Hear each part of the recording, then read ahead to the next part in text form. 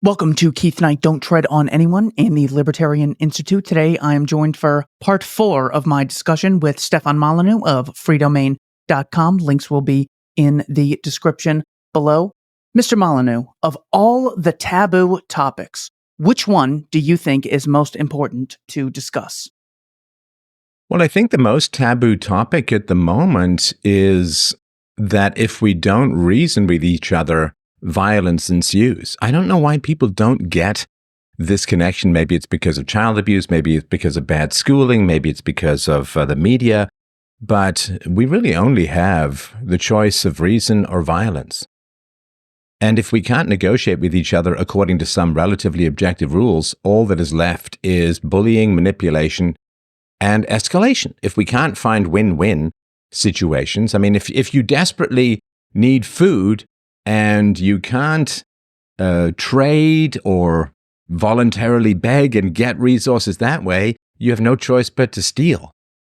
And everybody who says that, reason is a prejudice, and who is willing to escalate to character attacks and ad hominems of other kinds, or escalation or abuse, or like all those people are paving the road down to hell itself.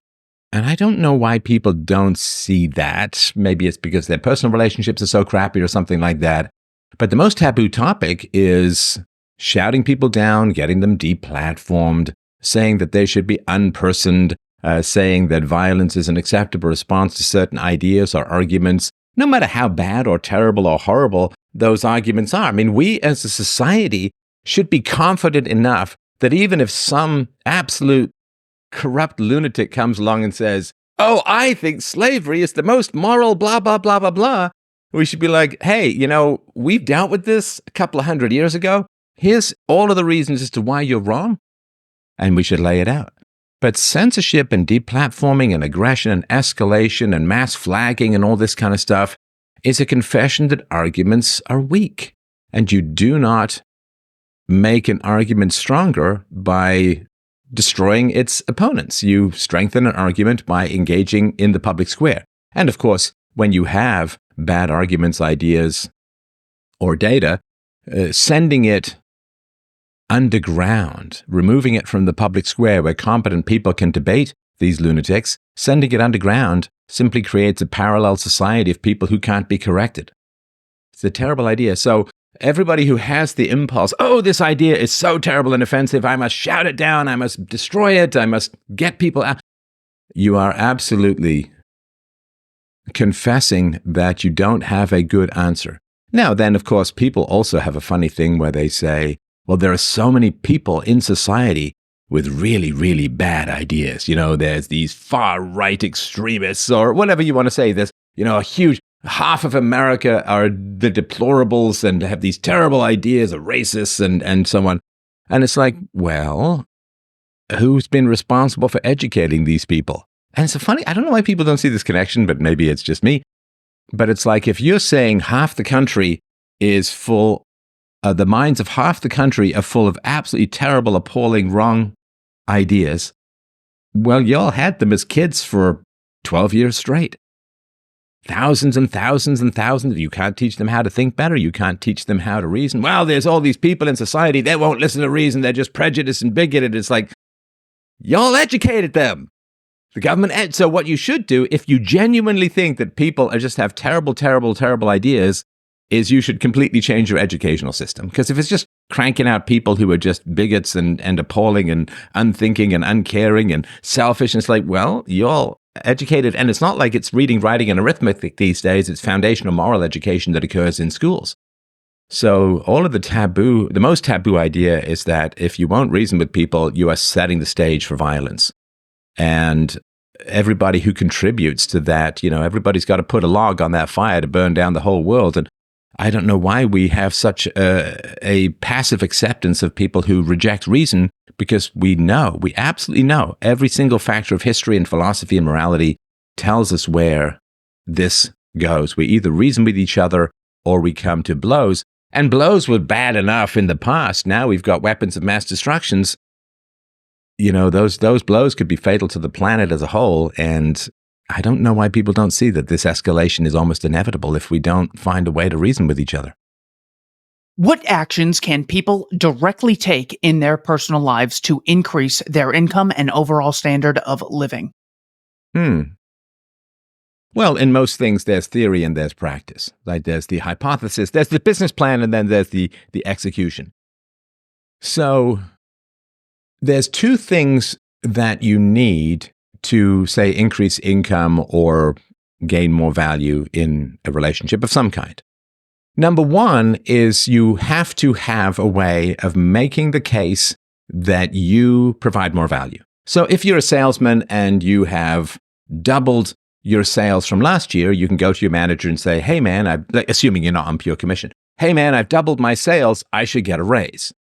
So the first thing you have to have is some reasonable proof or at least a compelling case that your value has increased. And what that means is you actually have to increase your value, right? Like you actually have to increase your value. So when I first was in the business world, I spent countless hours reading, Harvard Business Review, reading books on business, reading books on sales, on marketing, on management, because I kind of came in from academia with a graduate degree in the history of philosophy to growing and running a software business in the 90s. I ended up with 35 employees or something like that. So there was a lot for me to learn. I'm a little bit of a loner when it comes to thinking and acting, so learning to work and manage people was a real challenge. So I actually had to increase my value with knowledge and skills, and then I had to make a case as to why I should be paid more, and then I actually had to ask for it, right? So you have to increase your value, find a way to measure that, because everybody's, $1 million an hour in their own heads, right? So you have to increase your value, and then you have to make that case. And if you can find someone who agrees with you, then you can get more income, you can get more pay. And it's the same thing when it comes to, if there's some woman that you like and you want to ask out, then you have to find a way to be valuable to her. And then you actually have to ask her out and see if she agrees with your assessment of your value to her, right? That's like that old song says, I'm not perfect, but I'm perfect for you. And so you have to actually increase your value, and then you have to validate it, find a way to prove it, make your case. And then you have to have a belief. If you've convinced yourself that your own value has increased, like you have doubled your sales output, and if somebody says, well, I'm not going to pay you more, then you have to have the confidence to start looking elsewhere. Because without competition, there really is no such thing as quality. You don't know who the fastest runner is unless everybody gets to run the race. Then you'll find out who the fastest runner is. And so if you have empirically and genuinely increased the value of whatever it is you have to offer, and people in particular niche fields, I know this in managing a bunch of tech people, there are people who they go in with their horse blinders on. It's like, well, I have this code to complete, and I have this project to do, and I have this report to write, and this PowerPoint to produce. And they just do that, and it's just input, output, and they just focus on a particular task. You are never going to add that much value to a company doing that. What you want to do as an employee is you want to understand the business, understand the value of what the business is providing, and then work with your boss to make sure you're not performing specific tasks, but you are serving the customers by maximizing the value that the business is providing. So when I had people who were working for me as programmers, some of them, you just give them a task, they grind through it. Others would be like, well, what's this for? And what is the customer looking for? And I even had a couple of people who I mentored who came along with me on sales calls, who came along on service calls so that they could meet the customer, understand what the customer is looking for, and understand the value proposition of the business, rather than just doing your task like you're just eating chocolates on a conveyor belt or something.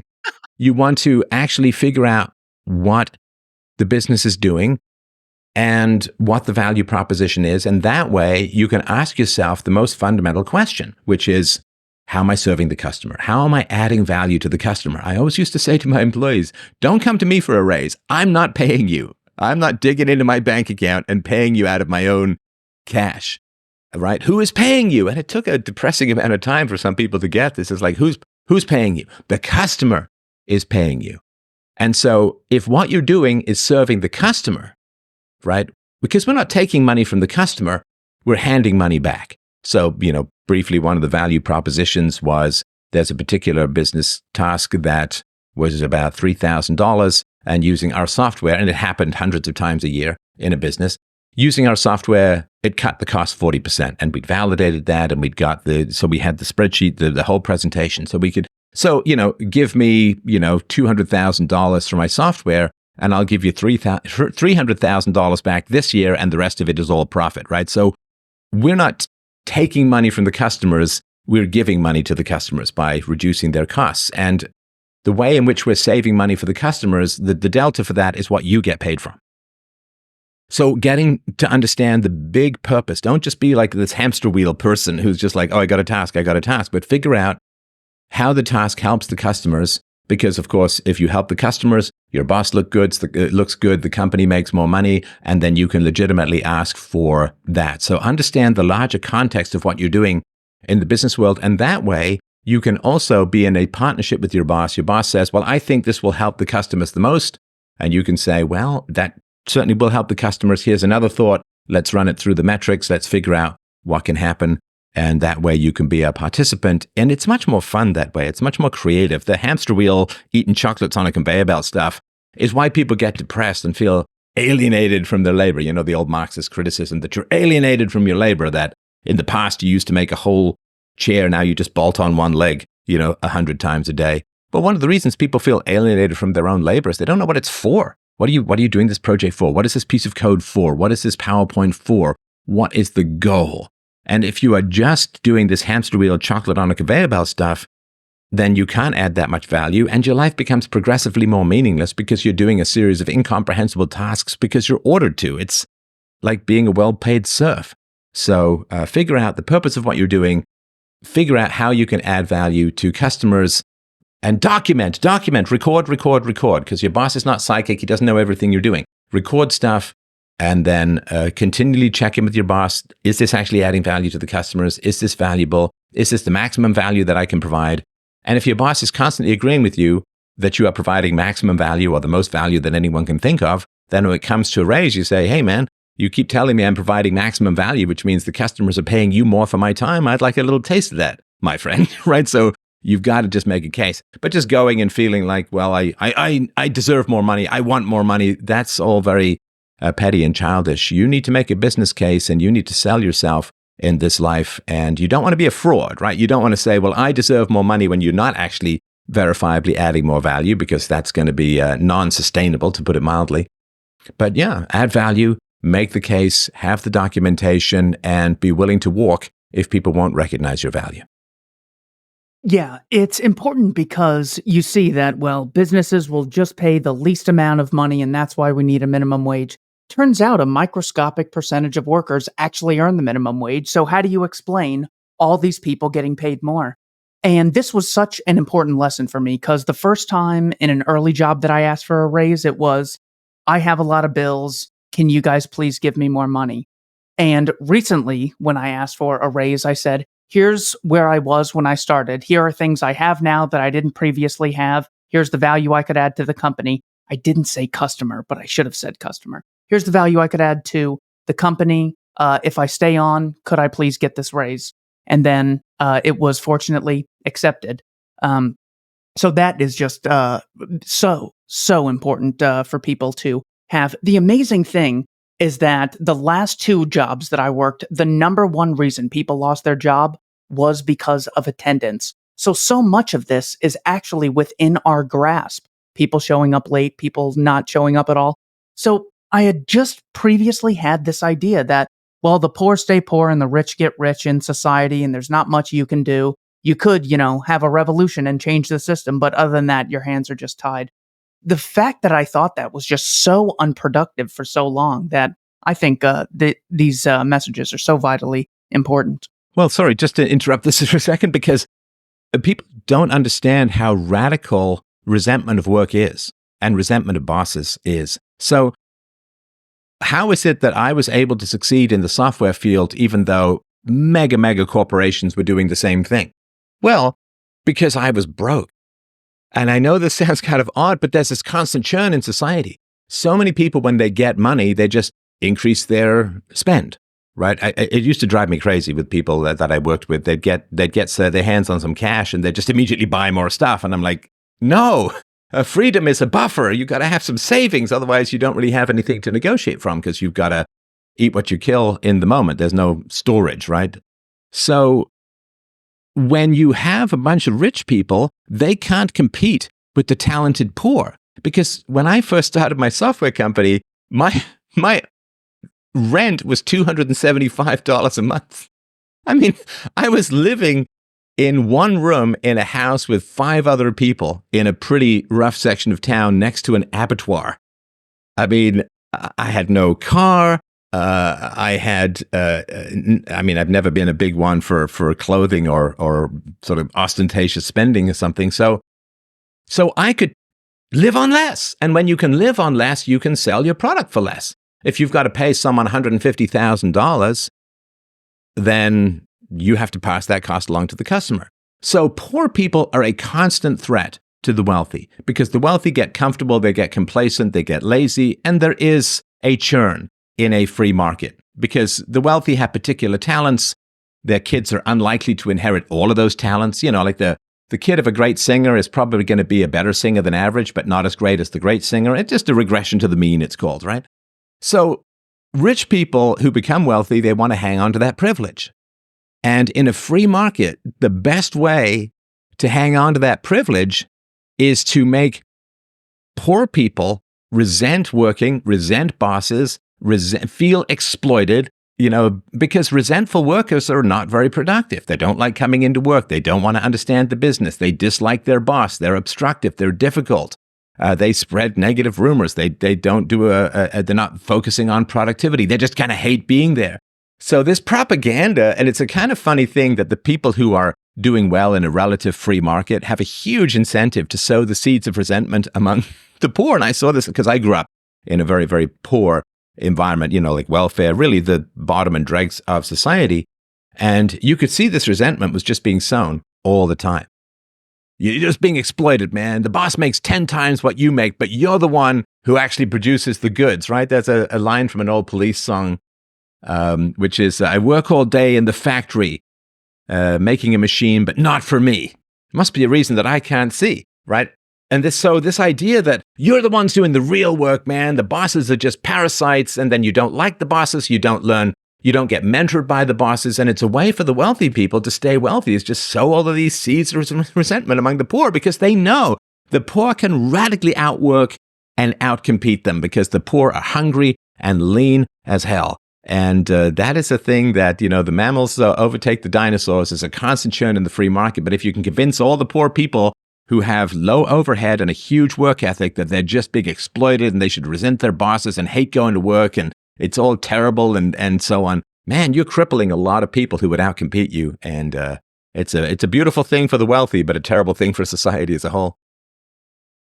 You had an excellent video called The Best Dating Advice, 29 minutes long, worth every second. What is the best dating advice you have? Could you please summarize it for us? Well, I won't just summarize the video. People should go and watch it, maybe put the link in below. So the best dating advice is, what do we date for? We date for love. Dating exists because pair bonding is needed to best raise children, right? We have these children that just take a ridiculous amount of time to grow up. I mean, it's completely mad. You see these videos of like these foals a day or two after they get born with these long wobbly stick legs. They can get up and walk around. It takes human babies an average of a year to be able to walk, even though we've got these sturdy trunk legs. And it takes the male brain about a quarter of a century to reach full maturity. Women, it's a couple of years less. I mean, it is completely mad. And I've been a stay-at-home dad, and I've seen this progress and process going on. It's absolutely wild. So the reason why we're able to develop so slowly, and that's because we have this giant brain, like that which in nature ends up more complex, takes longer to evolve, or longer to grow. So we have this amazing, wonderful, incredible brain, and the reason we have that is because we have pair bonding and romantic love. So we date for the sake of pair bonding, marriage, whether you consider it legal, which I don't, but I do consider it a public declaration of we're going to stay together no matter what, so that your family and friends keep you together should you run into trouble. So we date for those reasons. And so what we want to do is date with the greatest pair bonding we have. Now, love, of course, is admiration. It has to have. I mean, it's not that all admiration is love, but all love has to involve admiration. What is most admirable about people? What do we most admire about people? Well, we admire moral qualities. That is the most admirable. I mean, we can have some respect and admiration for certain athletic skill and so on, but what we absolutely fall in love with is virtue. So I've defined, and I've got a whole book about this called Real-Time Relationships. People can get it for free at freedomain.com/books. Love is our involuntary response to virtue, if we're virtuous. So and virtuous just means striving for virtue and having objective standards. It doesn't mean being perfectly virtuous, because then we all fall short. But if you have objective, decent moral standards, and, nonviolence, moral courage, telling the truth, standing up for what you believe in, promoting virtue, opposing evil where reasonably safe, all of these things are things that we admire. And so love involves virtue. So the best love involves the greatest virtues. So what you want to do when you're dating is you want to find someone whose morals, whose virtues you admire. The other thing, too, is that a lot of people base, and Lord knows I've been guilty of this myself on more than one occasion with very little excuse, but a lot of people base their attraction simply on looks. Now, it's complicated, because it's easy to dismiss looks, but looks and our attraction to looks exist for a reason, right? I demonstrate here on my own face like I'm the best looking guy on the planet, which is nonsense, but just to sort of give an example, evenness of features, symmetry between the features, and so on, indicate healthy genetics, good genetics, right? There is a very, very fascinating study that correlates objective measures of intelligence with how good-looking someone is, and between reasonably good-looking and not very good-looking, you can get up to a standard deviation of intelligence data difference. So it's quite important.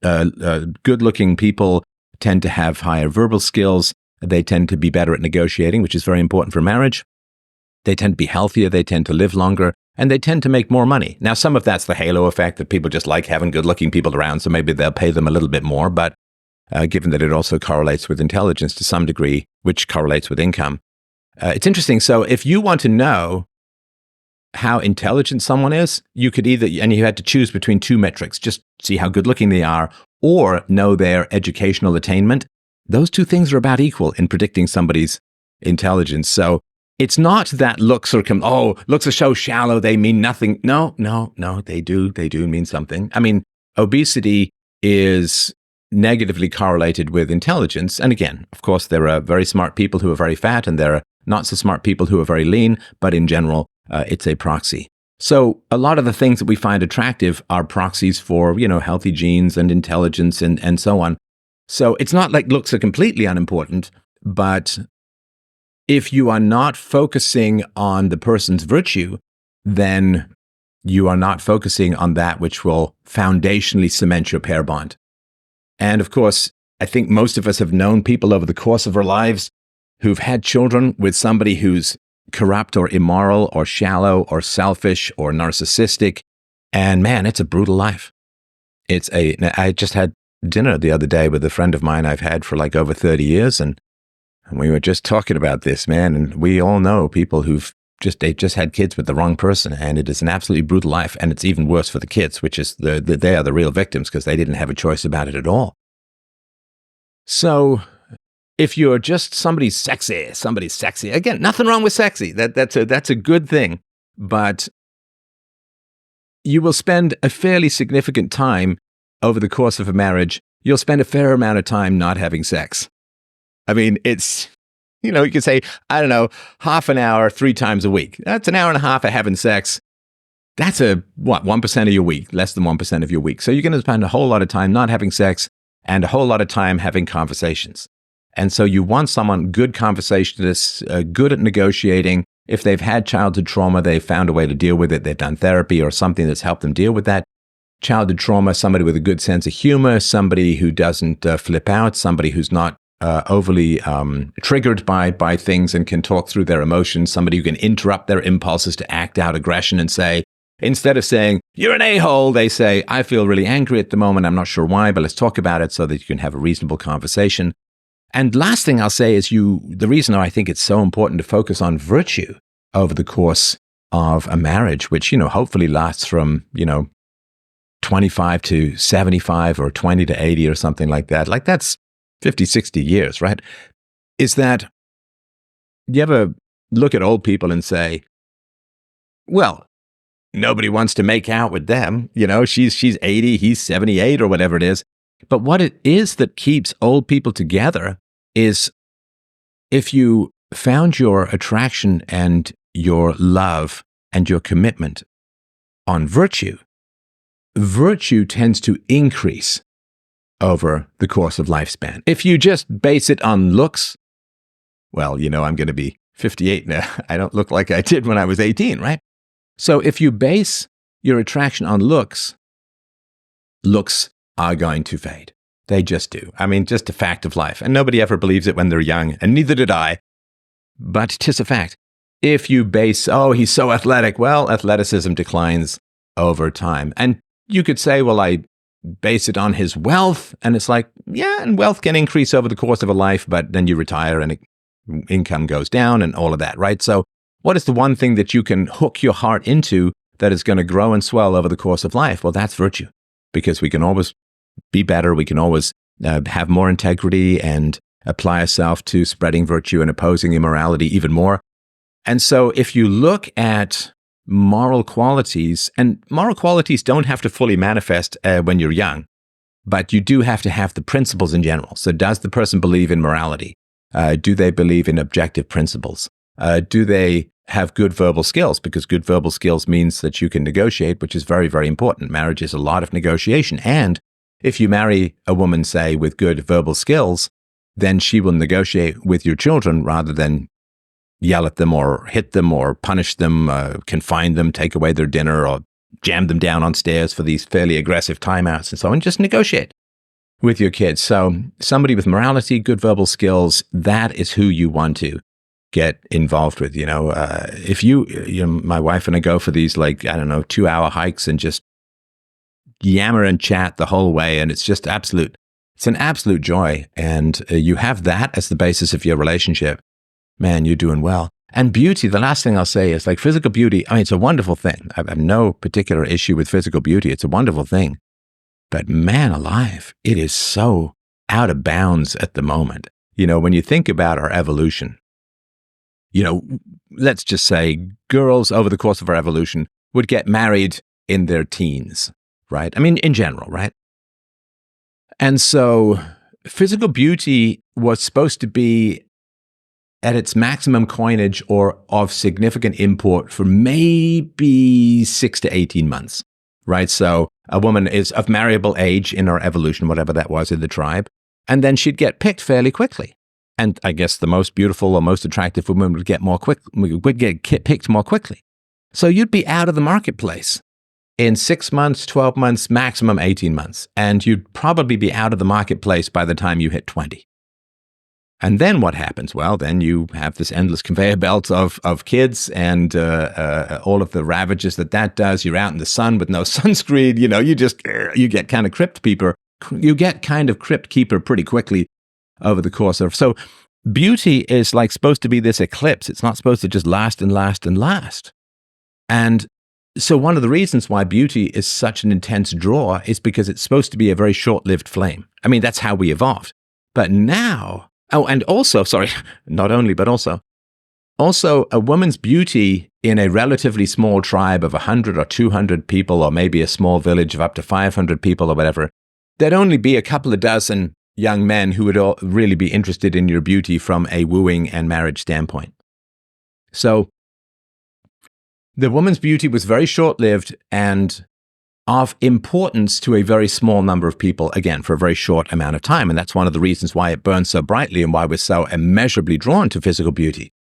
But now 2 things have happened. I mean, number one, of course, is that with social media, a woman's beauty can be available both in I'm pretty and, here's me topless in a pretty sordid manner to hundreds of millions of men around the world. Like that's not what we're designed for. That's like straight up sugar to the eyeballs. And also, a woman's beauty now, instead of it being a short flame that draws a man for pair bonding so that you can start with the real business of beauty, which is the having and raising of children, now beauty just goes on and on and on and on. And I mean, it's wild. Look at Salma Hayek in her like mid-late 50s, and she's, cryogenically preserved every night or whatever she does, or J-Lo or Jennifer Aniston and so on. They just have all this wild technology and these diets and this Botox or whatever it is that they're doing to create this, youthful skin and figures and so on. And so we've taken this immense power that's supposed to be a flash in the pan for a very small number of people, and we've made it a multi-decade semi-exploitation available to hundreds of millions or billions of people. And I think that's driven a lot of beautiful people kind of crazy. Because it's just way too much power, and it's not really what beauty was designed for, which was very short and limited in scope and duration, and it just goes on, and I think that just drives people kind of crazy, and it's no longer, to me, as much of a mark of attractiveness, especially sort of post-social media, but rather the mark of somebody who can't pair bond because they have option paralysis. What differentiates good parents from bad parents? Well, what differentiates good parents from bad parents? I like to pause to prioritize, not because interesting question. I've never thought of that before. I wonder what it could be. So, I think the best parents, you wake up in the morning and you're not a parent yet, is that right? Oh, no, I'm not. Okay. So, if you're not a parent yet, it's wild, man. Again, I was just talking about this with my wife the other day. You become a parent, your old life is gone, man. Like, it's gone. And it's not even gone like the stage of a rocket where you still have something was part of it that's kind of the same. When you become a parent, you're never the same again. And you can never just think for yourself again. It's sort of like when you get married. When you get married, you become one flesh. And you can't think of your own pleasure without thinking of your partner's happiness and what is best for both of you in the long run. You become one flesh, right? I mean, you don't work out saying this is really good for my left arm, but I could care less about my right arm. Like, working out is good for all of you as a whole, right? So you just become one flesh. And then when you add a kid to that mix, I mean, it's kind of a cliched thing, but it's really true. Like, I wake up in the morning, I'm like, okay, what can I do today that's going to be best for my family as a whole? And you can turn it down a little bit, like a dimmer switch that doesn't go off, but you can't turn it off. So if you wake up in the morning and you say, okay, well, what's best for my kids? What's best for my kids? Well, you have to study. You have to do your research. You have to read. You have to read books on parenting. You have to read maybe some science books. You have to figure out what is best for your kids. And the studies are very clear. And as far as correlations in the social sciences, it's about as good as you can get. In terms of, like, spanking is bad for your kids. Verbal abuse, escalation is bad for your kids. Not breastfeeding is not great for your kids. Putting your kids in daycare is very bad for your children in many ways. I think that modern government education with the propaganda and all of the creepy sex stuff for kids is really toxic. So you have to say, okay, what's best for my kids? Well, what's best for my kids is having the mom stay home, breastfeed for about a year and a half on average, and not put them in daycare. So what's best for my kids is to have the mom stay home. And you could say the dad, and that could happen if that's what's absolutely necessary. But, mom's got the breastfeeding equipment. We're all taps and no plumbing. So you have the mom stay home and raise the kids, right? Even nannies are tough, man, because nannies, they come and go. And the better the nanny is, the more the kid's heart's going to get broken when the nanny inevitably leaves to go do something else or have her own kids or something like that. So a pair bond, skin contact, eye-on-eye contact, kissing and hugging and singing and language and so on. I was reading stories to my daughter when she was still in the womb, because especially male voices, which are deeper, they transmit fairly well through the placenta.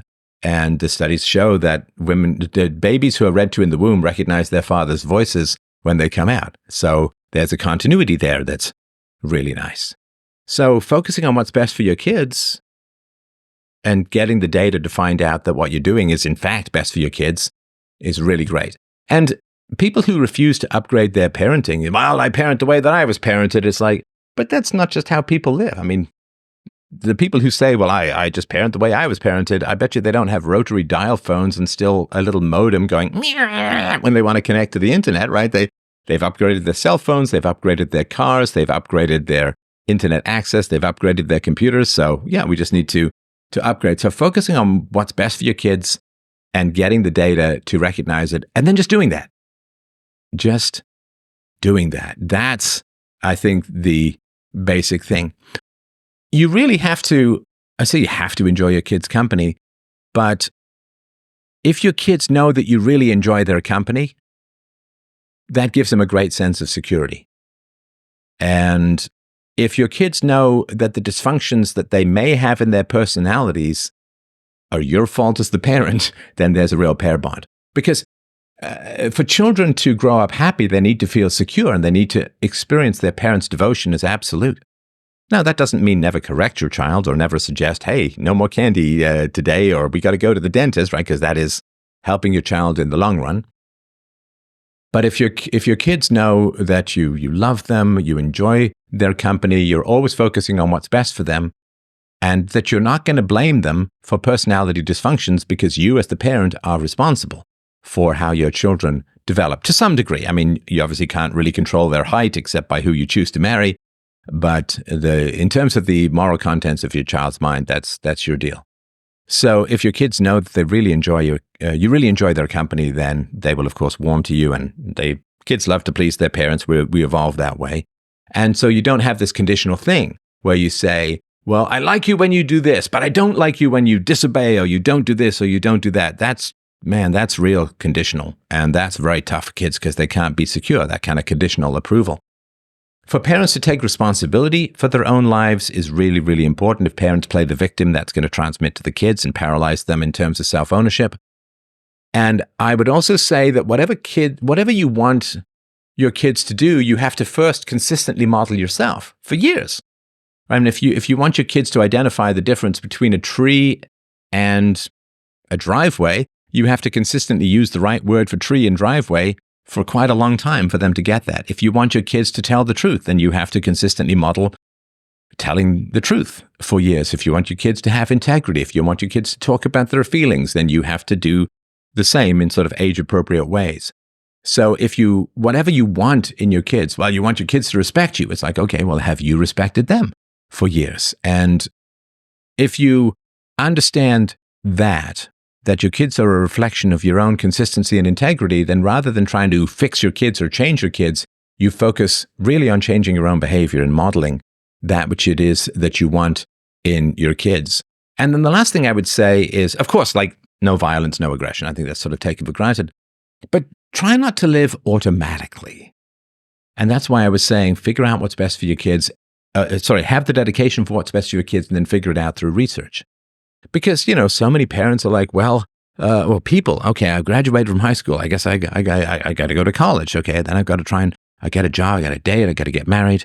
And then, we're going to have some kids. And then I got to get back to work because I only have this long a maternity leave and I got to get my kids in daycare. And like you're just living automatically. And the problem with that is if you live according to society's blind habits, then you are, as a parent, succumbing to peer pressure. Well, my friends put their kids in daycare and went back to work, so that's what you do. And the problem is, like all parenting comes down to the teen storms, right? When the hormones hit, 12, 13, 14, whenever it is, the hormones hit and the focus of the child naturally, evolutionarily, biologically shifts from parents to peers because parents are the past and peers are the future. Peers are where you find your partner, your person, your love interest, your future family. So kids are going to switch in their teens, not 100%, but their focus is going to switch from parents to peers. And you want your kids to not be susceptible to peer pressure for negative outcomes, right? Some peer pressure is fine. Don't look weird. Don't be weird. Like I get there's some peer pressure that's fine. But what's not fine is, hey, I found these pills under the couch. Let's take, that's not the peer pressure you want your kids being susceptible to. So the way that you protect your kids from negative peer pressure is you think for yourself as a parent and you don't just follow society's blind habits and say, well, we have to do this because other people do this. Or what's the justification? Well, I parent the way I was parented. Well, that means you're not thinking for yourself and you're just copy pasting the past. Well, don't do that. Because and also, it's kind of funny that parents, it's funny, like sad funny, that parents say about their kids, oh, they're just so susceptible to peer pressure. And those same parents put their kids in daycare when the kid was a baby, like a year old or 18 months or 2. And it's like, but when you put your kids in daycare, their primary contact is with peers, not with adults. I mean, I worked in a daycare for many years, as I mentioned before, so I know this one very well. There were 2 of us and 25 to 30 kids. They spent way more time interacting with each other than interacting with the adults. And so if you're going to put your kids in a situation where peers dominate their life because of daycare or school for that matter, then if they let their peers dominate their lives as teenagers, it's really hard to find a rational reason why the parents can complain about that. That's just reaping what you sow. So live consciously, have good values, model those values. Those values then flow down to your kids, and it's just so much more fun, I mean, I grew up with a fairly aggressive parent, and I do think it's one of the things that's actually kind of sad about all of that is how much fun aggressive parents give up on with their kids. Having a kid you get along well with is such a pleasure. There's such an ease and sense of fun and joy in the family. I mean, particularly when your kids become teenagers. My daughter's impression of me or impersonation of me has me literally rolling on the ground with tears coming out of my eyes in laughter sometimes. The way she ramps up the British accent and complains, it is just absolutely hilarious. And what a huge amount of joy to have in your life. And boy, what a bad deal it is being aggressive. Yes, I have, unfortunately, reluctantly kicked my dad out of my life. And I was wondering, what criteria should I use when deciding whether or not to disassociate from a friend or family member? Well, I'm sorry to hear about that. It is a very, very sad thing. And I often think about how much harm has to be done in the parent-child relationship by the parent in order for that most primary relationship to be expendable. Now, I mean, this is something, I started talking about this, the voluntary family, that morals are higher than blood relations. And it's a funny thing because, I got into a lot of trouble. People got really mad at me about this. Well, not the people I was helping, but the people who, in general, I would consider abusive, got mad at me about this. Which, again, is one of these things. It's like, but if a woman's in an abusive marriage, we will tell her she doesn't have to stay. In fact, we might even encourage her to leave. Now, that's a relationship she chose voluntarily. We didn't choose our parents. So it's saying, well, people in abusive relationships that they voluntarily chose, maybe it's a good idea for them to get out. But people in involuntary relationships that they never chose just have to stay forever and ever. Amen. And that just doesn't make any sense. We know for a simple fact that moral standards are higher than blood relations because family members go to jail, even though it breaks up the family. Like if they do something deeply immoral, like the dad is a bank robber, then we arrest the dad and we put him in jail, even though that, quote, breaks up the family. So we know that moral rules are higher than family relations. But then when I talk about it as a philosopher, well, I don't know. I have this special ability, I don't exactly know where it comes from, to generate maximum love and maximum hatred. It's like everybody has their special superpower. I suppose my massive loyalty, I either have people who think I'm the greatest thing since sliced bread or people who want to chase me off a cliff with pitchforks. I just have that kind of personality. And so the question of like whether you dissociate from a friend or family member, my own particular experience has been this. And I don't want to make it anecdotal, but I want to start with something that's more empirical. My own particular experience has been this. The people who I've ended up not being in contact with, I did not have any big stormy, you are dead to me, I see you no more, like I have no father. And, whether you did that or not, it's totally fine. I'm just telling you my own particular experience. What I did was I just said, I don't want to lie anymore. I don't want to pretend to be someone other than who I am. Like every time I would get together with my mother, who I have not seen in, 25 years or so. Whenever I'd get together with my mother, she would talk to me about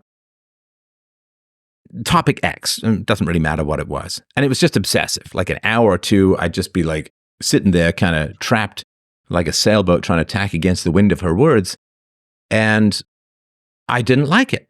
I didn't like that it was so one-sided. I didn't like it that it was her obsession. I didn't like that I couldn't get a word in edgewise. I didn't like that I felt invisible. I didn't like that. And of course, when I was a kid, I had to put up with it because that's the only home I had. But as an adult, I didn't have to. And I did for a while. You try to be nice, right? You try to be reasonable and or at least try to, everyone's got their little quirks and you try to indulge them as if reasonable. But after a while, I was like, I don't want to do this anymore. I don't want to just sit and pretend to listen to something that I find creepy, unsettling, boring, and weird. And so I said, hey, I know you're really interested in this topic. I appreciate that. I'm sure there's stuff that I talk about that maybe isn't always super interesting to you, but I just, my experience has been that it's like 100% of the time we get together, you talk about this topic and I kind of space out. And I don't want that anymore. I want us to have a more involved and back and forth, blah, blah, blah, right? So I had that sort of speech and boy, did it ever not go well. And then, of course, the next time I saw my mother, she pretended nothing happened. And I said, well, we did have that last conversation that didn't go particularly well. Right? So what happened was I simply stopped lying and then people stopped wanting to have anything to do with me. So it wasn't some big thing where I, kicked people off the plane or off the island and flew on or, went on alone. It was, well, look, I have some criticisms. I have some issues. I have some problems. I have some things that I want to talk about that maybe aren't super comfortable for you.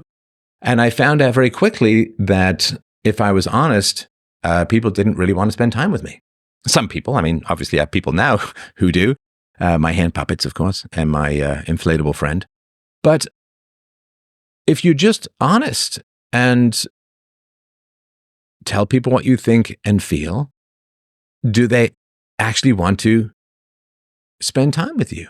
Are you in a, quote, relationship that is only acceptable to the other person because you don't speak your mind? You're not honest about your experience of the relationship, right? So I wrote down a couple of things here to sort of summarize it. One of the things is this person going to block me from having a quality person in my life? My mom has some positive qualities, but on the balance, the negatives are a little more.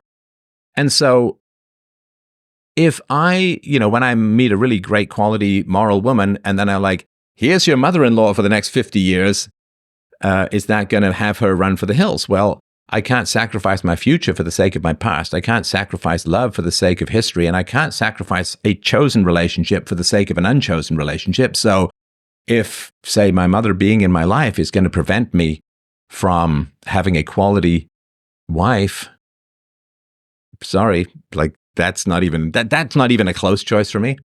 You can do a search at fdrpodcast.com for the against me argument, which is more around politics and statism. Of course, if there's violence, aggression, coldness, a lack of empathy, a lack of curiosity about you, that's not a very good thing at all. If people have destructive addictions, and politics can be a very destructive addiction, but if people have destructive addictions, obviously, if they're sex addicts, gambling addicts, drug addicts, alcoholics, and so on, that's probably not particularly wise. I think it's worth putting it on the line and saying, look, you got to go get help. Like the intervention thing, there's this whole show about that. Everyone gets together with the addict and says, you got to get help or you're out of our lives.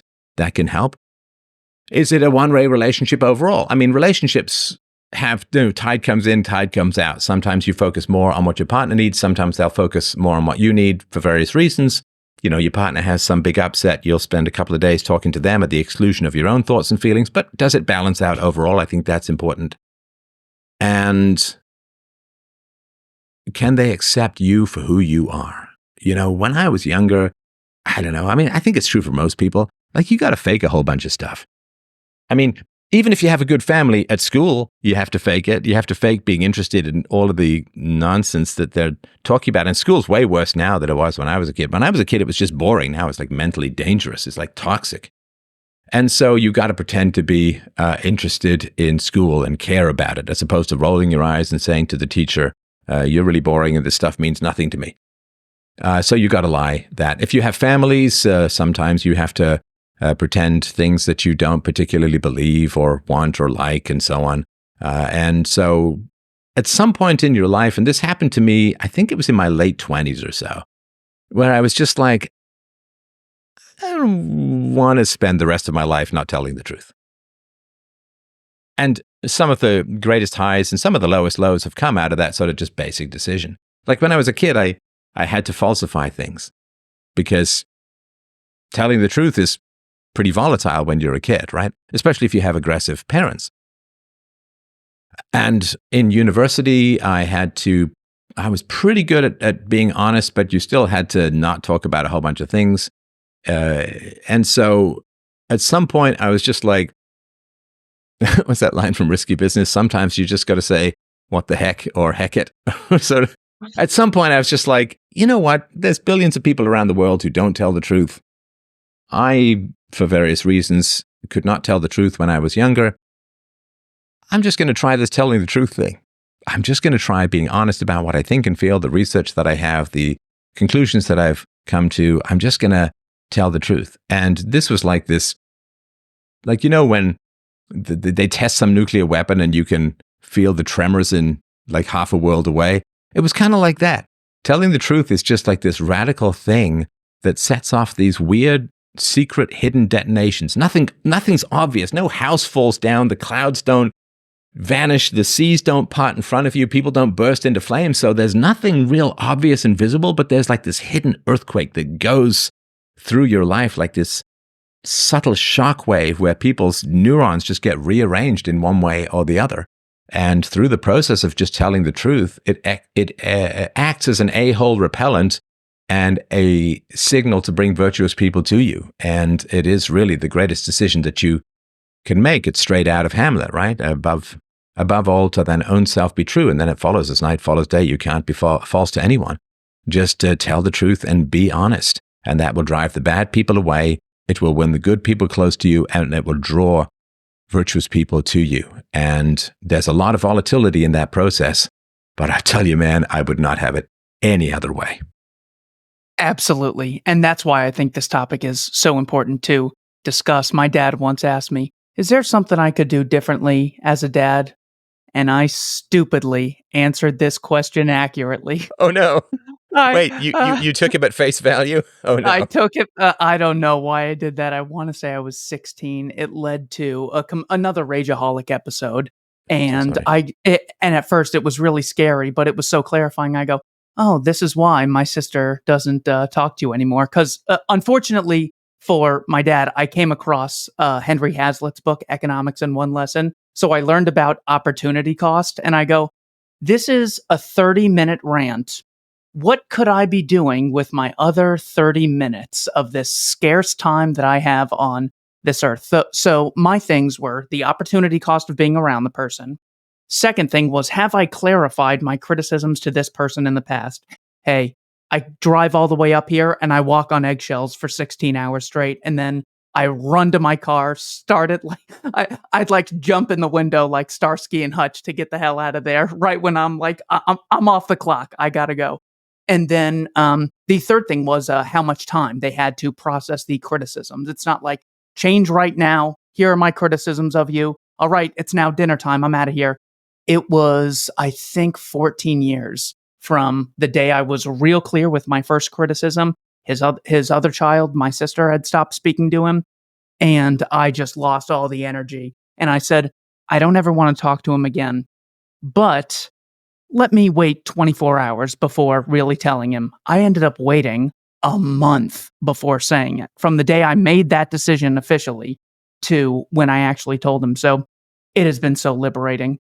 It might have been too liberating because I've done it to like 6 other people in my life since then. I'm just like, it keeps freeing up time. I'm like, more books to read. I might have to kick out that guy who was a prick to me. I'm kidding, of course, but that was my thought process behind the whole thing. It took a lot of time. Yeah, I have a sudden urge to be a lot nicer to you. Excellent. No, and I'm really, I mean, obviously kudos to having these standards, but as a parent, like you have your you have your voice right up against your kids' ears. And so to me, parents who yell, scream, and so on, it's absolutely overwhelming to the nervous system because we desperately want to please our parents. I mean, evolutionarily speaking, kids who didn't please their parents didn't tend to do very well over the course of protection and food and so on. So we're very desperate to please our parents. And one of the things I really got as a parent was you need such a light touch because we're so close. Like if you've got your lips right against someone's ear, you got to whisper. Otherwise, you're going to hurt them. And this screaming stuff when people, it's so overwhelming. And it comes from such a sense of helplessness and lack of self-control that it is just dangerous. But that level of parental hostility and anger is just short circuits the emotional system to the point where you kind of have to retreat just so you can gain the ability to feel normally. Like, if you go to a concert, you get that ringing in your ears. You got to treat your ears well for a while so you don't damage them in any permanent way. So I really, that's a very, very sad story. But I mean, really, what are your options? What are your options? You imagine you meet some wonderful woman, and if your dad was still in your life and this wonderful woman, you take her over to your dad's place and your dad yells at you and you gotta, oh, I'm so sorry, like you gotta fold and what's gonna happen to her level of respect for you? And when she sees what you're gonna take, or you have kids, you take your kids over to somebody who treats you badly, your kids are gonna see that and lose respect for you. And what are you gonna say? You gotta have standards and values in your life when you let someone treat you badly that you don't have to. It's bad for everyone, and it is really sad that people take that choice. And the other thing too, like in relationships, you constantly got to ask people how you're doing. You don't just leave it lie fallow. You shouldn't have to wait to 16 for your dad to say how I'm doing. Like every couple of weeks with my family, I'm like, hey, what have I been doing good? What could I improve? Like, I mean, you go order a slice of pizza, like on the receipt, it'll be like, give us your feedback and we'll give you $1 off for your next pizza. Like the pizza place will ask people, but people actually who are parents providing the most essential service to their children, they don't ask how they're doing, what the children like or don't like, what's been good and bad, what could be improved. My gosh, we do this all the time in life. And to not do it with your own children is foundationally incomprehensible to me. And that your father would have to wait until you were 16 to try and get even any pretend feedback. It's like, no, that should happen all the way along. It should happen all the way along. It's not that hard to have good relationships. You just need to be reasonably virtuous and ask people how you're doing and get feedback. And if you're not getting feedback, you are undermining the entire relationship, because people who aren't giving you feedback are not giving you feedback because they're scared of you. And if people are scared of you, they can't love you. And your relationship is being eaten out from the inside. So I'm massive sympathies, but, it sounds like a very wise decision to get that level of aggression and abuse out of your life. Absolutely. We're almost at time. Do you have time for one more topic? Do it. Why are people humble in general when you ask them, how do I build a car? How do I build a house? They tend to respond with, I don't know, haven't studied it. But they seem to have no humility when it comes to politics, economics, history, foreign policy, labor markets, etc. Why is there such a disparity in what people are humble about? I think it has to do with whether things are testable or not. Right? So if somebody says, here's how you build a wall, you can say, what's your experience and where did you learn this and so on, right?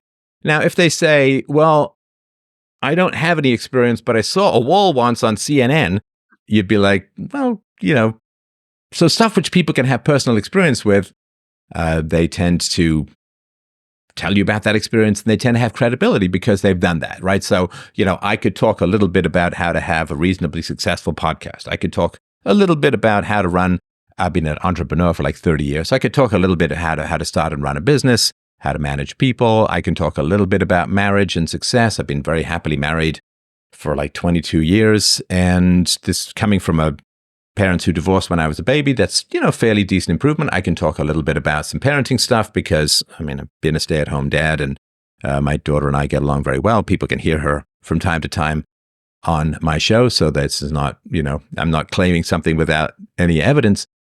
So when people have personal skills then they have to have some credibility with it. But people can have all of this windbaggery nonsense about stuff that doesn't have any verifiability to it. Well, I think that the Fed should raise interest rates. Okay. Have you ever been in charge of an institution that can raise or lower interest rates and been personally responsible for the consequences? Well, no, but someone on CNN who was standing on a wall told me that the Fed should raise interest rates or something like that, right?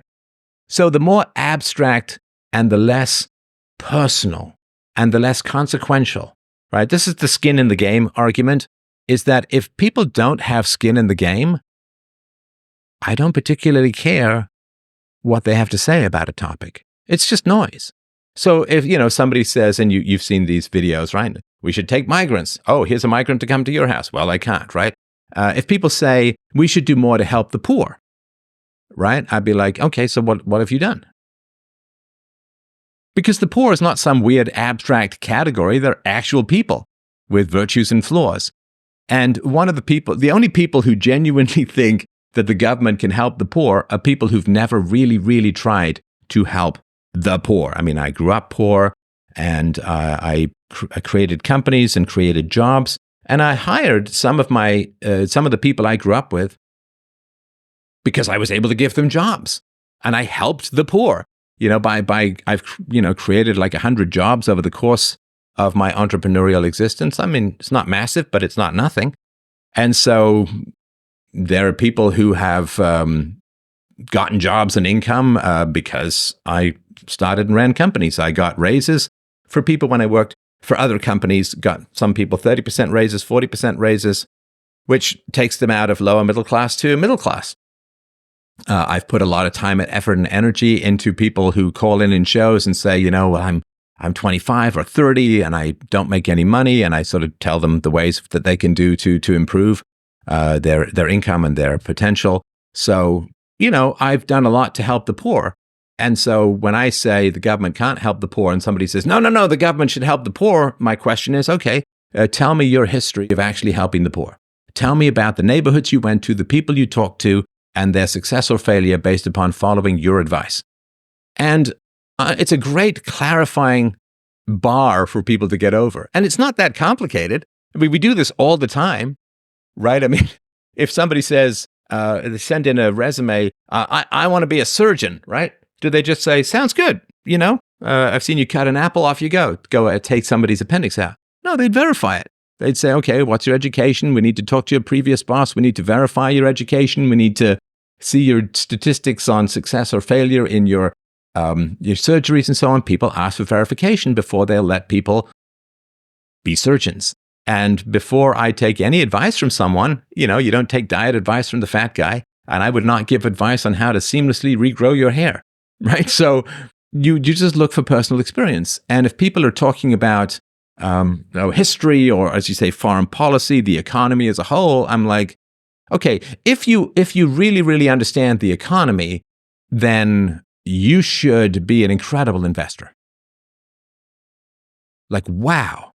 Like the people who have these global warming models is like, well, we know what the temperature is going to be worldwide in 100 years. And I'm like, wow, if you're able to model the future that accurately, you must be a zillionaire, because you should be able to model the short-term stock market. I mean, if you know what the temperature is going to be in 100 years, surely you know what the price of Apple stock is going to be 5 minutes from now.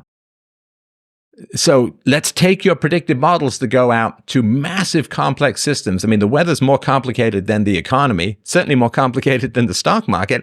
And if you can project the weather 100 years out, I want to see how your model predicts the price of Apple stock 5 minutes from now, because you can make $1 zillion longing or shorting, going long or short on Apple stock 5 minutes from now. So let's see your model work. And if they can't predict the price of Apple stock 5 minutes from now, why on earth would I listen to them about the temperature 100 years from now? So it's just a matter of testability. If you're wrong, what happens? Like, what negative thing happens to you if you're wrong? Right? So, if you say, well, I'm a big fan of the war in Ukraine is a positive, right? Okay, well, you're not going to get drafted. So what's your skin in the game? Right? You're not personally paying. Right? You're not going to get drafted. No one you know is going to get drafted. So what is what skin in the game do you have? And if people don't have skin in the game, I generally don't listen to what it is so you have to have direct experience, you have to have skin in the game, otherwise it is what they call virtue signaling, right? So we've got to do more to help the homeless. Okay, how many homeless people have you taken into your house or allowed to camp in your garden? If the answer is none, then it's just noise. Because if you know specifically, I got this straight out of the trial and death of Socrates, right? So Socrates, of course, is brought in trial for impiety and corrupting the youth, right? And Meletus says, you corrupt the youth. And Socrates says to him, oh, so if you know that I corrupt the youth, you must know what ennobles the youth. What is it that's the opposite of corrupting the youth? And he doesn't answer because he doesn't know, because he's just using this word as slander. It's funny because let's go to Puff Daddy, because you knew that was going to be the next topic, right? So Puff Daddy, the notorious rapper who allegedly, even though there seems to be recordings, allegedly has been hosting these absolutely vile sex/exploitation/potential rape, allegedly, parties for like 15 years, right? And you can see Puff Daddy, if these allegations are true, you can see Puff Daddy in pictures with just about every famous person known to man, right? Some of whom have called me a really bad guy, right? So all of these really, really famous people don't have any idea if this guy turns out, even if 10% of what he's accused of is true, then he's, really, really evil guy. So all of these people are like shaking his hands and taking his money and not just, in passing at one party, but, like heavily involved with the guy. So they can't tell this kind of guy, but boy, they know I'm a bad guy, And again, it's just like, if you have a stone evil person in your environment, I don't care what you say morally about anyone ever again. And this this credibility, right? I mean, like the Epstein thing or the Puff Daddy thing, or just a variety of other things, is like, if you don't know that this guy's corrupt and evil, why would I care about your opinion? It's like the Bill Gates question, right? Which is maybe why Melinda kicked him to the curb, right? It's like, well, you're just so interested and dedicated in the virtue and positive, blah, blah, blah. The guy had a relationship with Jeffrey Epstein that went on a long time, even after the guy was, anyway. So I just look at, do you have direct experience? Do you have any skin in the game? And have you made terrible decisions in the past? And have you figured out why you made those bad decisions? I can't imagine this would ever be the case, but let's say I'd been friends with someone for like 15 years who turned out to be absolutely stone evil. I think I'd shut up about moral choices, like for a long, long, long time. And I'd have to sit there and say, oh my gosh, how could I fail to see this? My gosh, I mean, the guy literally rapped about abusing people. How could I have missed that he was an abuser? I would have some humility, but people don't, man. This is what you're saying. They just move on, right? And all of the people who were hanging with Puff Daddy and so on, if it turns out that he's guilty of what he's accused of, and, they're not even giving the guy bail, although I think he offered 50 mil, so I assume that they have a fairly solid case. And apparently the whole house was mic'd and had camera footage and all that, like Epstein's. So I assume that the proof is fairly incontrovertible if they've got a hold of this kind of stuff. So then all the people who were friendly with this guy, and I don't just mean, met him at a party and there's a picture of them together, right? But all the people who hung with the guy, who were relatively friendly with the guy, and the rumors have been around forever and ever. I mean, I'm nobody in this music rap circle, but I've heard the rumors years ago. So in any sane universe, we'd look at those people and say, so you have no moral credibility at all. You can't tell a bad guy when he's right in your face and rapping about what he's doing. So why would I listen to you about anything moral ever again? Maybe you can shake your booty and maybe you can rhyme well, but in terms of moral issues and questions, you have no credibility. And because the big question is like, if this guy's been doing this stuff for 15 years, well, it's like the BBC with Jimmy Savile, like an absolute horrendous pedophile who operated in fairly plain sight for decades. And the BBC has the nerve to lecture people about moral values, and this is who they covered up for and protected in many ways. So Yeah, I mean, it's credibility. You got to be really skeptical about most people's credibility. Be skeptical about mine, be skeptical about yours, because you've really got to have some skin in the game, and you really, really have to have some direct experience that can be verified. That's for me before I listen to anyone. Thanks to everyone for watching Keith Knight Don't Tread on Anyone in the Libertarian Institute. Mr. Molyneux, thank you so much for your time. You're welcome.